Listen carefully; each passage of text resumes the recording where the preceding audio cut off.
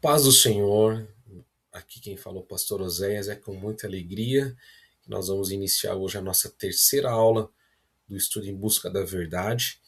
E eu desejo de todo o meu coração que esses estudos estejam sendo uma grande bênção na tua vida, de edificação, em nome de Jesus, tá bom? Como sempre falamos desde a primeira aula, eu peço que para você abrir o seu coração e peço também a Deus para que Deus abra a nossa mente para o entendimento correto da palavra do Senhor. Hoje nós vamos dar sequência falando de um assunto bem importante, bem especial, falando sobre quando Moisés se apresentou ao rei do Egito, ao faraó, com a missão de tirar o povo judeu do Egito e levar eles, né, a um lugar de adoração ao Senhor verdadeiro, ao Deus de Israel. Faraó se recusava, né? Isso aconteceu por 10 vezes, né? Cada vez que Moisés se apresentava, né, diante de Faraó e dizia: olha, nós vamos sair daqui, nós precisamos ir adorar o nosso Deus. E Faraó recusava. Cada recusa, cada não de Faraó, Deus, o Deus dos hebreus, o Deus de Israel, operava poderosamente por meio das pragas, conhecido como as 10 pragas. Né? A água transformava em sangue, né? Os gafanhotos, os piolhos, as úlceras. Né? E chegando na última praga, Deus orientou o povo hebreu por meio de Moisés para que matasse um cordeiro e pegasse o sangue do cordeiro e pintasse, né, o umbral da casa, a porta da casa, porque com isso eles estariam protegidos do anjo da morte. Né? Deus iria enviar um anjo da morte, ah, né, para tirar a vida do primogênito, mas toda a casa que tinha essa proteção, essa marcação, estava sob a guarda de Deus. Tá bom? Porém, os egípcios não tinham essa marcação e o pior aconteceu. À meia-noite, Deus enviou o anjo da morte e, pela graça de Deus, todos os hebreus, pela obediência, né, eles permaneceram ali vivos, salvos. Porém, os egípcios, em cada casa, né, havia ali morte. Né? Cada família perdeu o seu primogênito, tanto dos animais quanto dos homens. E foi uma tristeza total, um lamento total. Agora é Faraó quem chama Moisés e diz: Moisés, sai daqui. Né? Literalmente expulsando Moisés e todo o povo hebreu. E agora o povo hebreu, com alegria, né, está saindo do Egito, né? Em rumo agora à terra que Deus havia prometido lá para o seu patriarca Abraão, né? A terra prometida, né? A terra que mana leite e mel. E agora, então, é uma nova fase, uma nova história, um momento muito importante. Bom, e é importante lembrarmos que Egito é a figura, é o simbolismo do sistema do mundo, e Faraó representa, né, o inimigo de nossas almas, né, Satanás. E aqui uma parte bem importante que mostra que todos nós precisamos sair do sistema do mundo, né, representado aqui pelo Egito. Né, e que Deus sempre enviará Moisés, né, representado aqui pelos homens de Deus, as mulheres de Deus, para nos auxiliar, ou auxiliar as almas, as pessoas saírem do sistema do mundo. Eu quero notar também algo que aconteceu nessa história, que logo após Faraó permitir o povo de Deus sair, ele novamente mudou de ideia, né, querendo trazer novamente o povo à escravidão. Isso também mostra que Satanás, aqui representado por Faraó, ele jamais vai desistir da minha alma, da tua alma. Né? Não importa quanto tempo nós servimos a Deus, ele sempre vai ter nós como sua posse, como sua propriedade, e ele vai querer nos resgatar. Isso vale a pena nós vigiarmos. Graças a Deus que nesse momento, né, Deus sempre vai ajudar. Assim como ajudou o povo de Israel, quando o faraó e seu exército está indo atrás do povo de Israel para resgatá-lo novamente, né, e para piorar a situação, ali havia um mar, conhecido como Mar Vermelho, adiante do povo hebreu. né? As suas laterais havia montanha, não havia saída. E olha quantas vezes nós nos encontramos assim, né? Nós não podemos ir para trás, não podemos ir para frente, os lados tudo trancado, né? E este milagre aconteceu para que nós venhamos a confiar em Deus. Deus ordenou a Moisés: diga ao povo que marche, estenda o cajado, porque eu vou abrir o mar vermelho, eu sou a saída, eu vou providenciar um escape. Irmãos, né, é sempre assim. Não importa a circunstância, o momento, né, que nós não temos para onde ir nem o que fazer. Quando nós clamamos a Deus, Deus ele providenciará um escape para nós. Agora, graças a Deus, o povo está completamente liberto, né,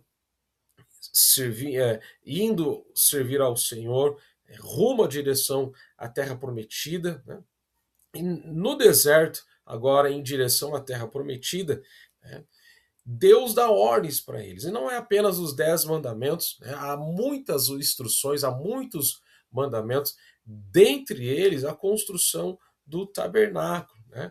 O que é o tabernáculo? Né? O tabernáculo ele é um plano que Deus estabeleceu para estar no meio do seu povo. Amém? Então, Deus sempre teve o desejo de estar no meio do seu povo. E eu quero que você note que era algo removível. Quando o povo ia marchar, eles desmontavam essa tenda. Quando o povo tinha que parar, acampar, eles montavam essa tenda. Então, em todo momento, Deus estava ali com eles. Né? E o tabernáculo é um modelo do plano de Deus de salvação no futuro, né? Ou seja, nos nossos dias de hoje. Né? Na era da igreja, no Novo Testamento, o tabernáculo, né, que Deus instituiu lá no Antigo Testamento, e essa é a razão da importância de nós estudarmos o Antigo Testamento, porque o próprio apóstolo Paulo diz que as coisas passadas, né, são sombra das coisas futuras. Aquilo que aconteceu no passado estava sinalizando como seria nos dias de hoje, na era da igreja. Né? Então, o tabernáculo ele tem ensinamentos profundos para nós. Uma delas, a primeira, que Deus sempre quer estar no meio do seu povo. Mas não é de qualquer jeito. Note de que o tabernáculo havia apenas um acesso, uma porta, simbolizando, né, que para estarmos com Deus é apenas uma porta, um caminho. Né? E eu quero que você observe essa imagem, porque logo que passa pela porta, os sacerdotes, os levitas, né, o sumo sacerdote passava por essa porta. O primeiro objeto que era ali encontrado era o altar de sacrifício, que vamos estar falando mais a respeito deles, né? Logo em seguida a bacia de bronze, e então eles entrariam propriamente dito dentro da tenda, que é o que nós estaremos abordando. Né? Ao passar pela porta, que representa Cristo, né, o primeiro objeto encontrado, então, é o altar de sacrifício, o altar de bronze. Nesse lugar era um lugar de derramamento de sangue e de morte. Né? Era um lugar ali onde era sacrificado o boi, a ovelha, o animal, né? Detrimento, né? O pecado, seja de uma pessoa sozinha, ou seja, de um grupo de pessoas, até mesmo de uma nação. Então era trazido um animal para ser sacrificado em prol, né, de alguém que havia pecado. Então, por isso que ele deveria ser sacrificado. Esse animal era morto. Né? Não havia outro caminho para entrar no Santo dos Santos, entrar no tabernáculo, a não ser passando pelo altar do sacrifício. E aqui adiantando, o que significa altar de sacrifício? Arrependimento. Né? Quando nós conhecemos a Cristo, nós vamos chegar num ponto, ou voltamos para trás, ou nós nos arrependemos. Né? O altar de sacrifício significa arrependimento. Jesus Cristo foi o nosso sacrifício perfeito. Né? Nós não podemos entrar na presença de Deus ao não ser passando pelo altar do arrependimento. A Bíblia diz, né? Arrependei-vos, pois, e convertei-vos dos seus maus caminhos. Né? Glória a Deus. Logo em seguida, o sacerdote, né, ele se deparava com uma bacia de bronze, onde ele tinha que se lavar, né? O sacerdote lavava suas mãos antes de entrar no tabernáculo, né? Moisés deu essa ordem para que todos eles se lavassem, né? Isso é a figura do batismo nas águas. Atos 22:16 diz: E agora, por que te demora? Levanta-te e lava os teus pecados, invocando o nome de Jesus, né? Marcos 16:16, nós vemos o cumprimento disso. Jesus também dizendo: quem crer e for batizado será salvo, mas quem não crer será condenado. Então o sacerdote, o levita, agora ele estava dentro do tabernáculo e ali era encontrado alguns objetos, sendo um deles o candelabro de ouro, que tinha o objetivo de iluminar, trazer luz. E isso também se cumpriu em Jesus Cristo, porque ele diz: eu sou a luz do mundo. Quem me segue não andarás em trevas, mas terá a luz da vida, né? Então, quem não tem Jesus está em escuridão. O candelabro era o objetivo de iluminar, né? Sem Jesus, nós não estamos na luz, né? Então, nós precisamos de Jesus Cristo, né? O outro objeto encontrado ainda agora dentro do tabernáculo é a mesa com os pães da proposição. Eram 12 pães representando as 12 tribos de Israel. O pão era, o objetivo era alimentar, né, o físico, o corpo. E isso representa para nós o alimento espiritual. E como nós alimentamos-nos espiritualmente? Através da palavra de Deus, né, quando nós lemos, estudamos. Você pode até não concordar, mas ao você ler, ouvir a palavra de Deus, a tua alma, o teu espírito está se fortificando, porque se trata de alimento espiritual. Amém? O próximo objeto que era encontrado no tabernáculo era o altar de incenso, era oferecido incenso. Aliás, aqui era o último passo antes do sacerdote entrar na arca, no lugar santo dos santos, né? Que ali constava a arca da aliança, representando a presença de Deus. Então, o último passo para entrar na presença de Deus era o altar de incenso. O sacerdote oferecia incenso a Deus. Algo deveria subir como um cheiro suave e agradável a Deus. Isso prefigura, representa as nossas orações. Quando nós oramos com sinceridade, fé e amor, isso sobe as narinas de Deus. Nosso louvor, nossa adoração, amém? Isso agrada a Deus. Tem muitas coisas que sobem até a Deus que não agrada, né? Murmuração, reclamação, mas o que agrada a Deus é o nosso louvor, nossa oração diante de Deus, né? E o próximo objeto encontrado ali, né, no tabernáculo, no lugar santo do santo, ou santíssimo, era a arca da aliança, que representa a presença de Deus. Era usada, né, em vários momentos, nas guerras, nas batalhas, né, nas comemorações.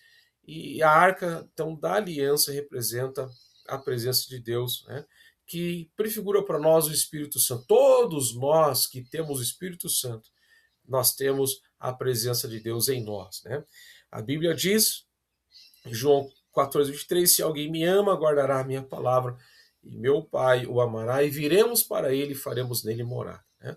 Deus, ele está procurando pessoas que quer ser templo do seu Espírito, a sua morada, a sua habitação. Bom, a história do tabernáculo, né, que foi criada lá nos tempos de Moisés, mas, né, indicando, simbolizando, representando como seria o plano de salvação nos nossos dias.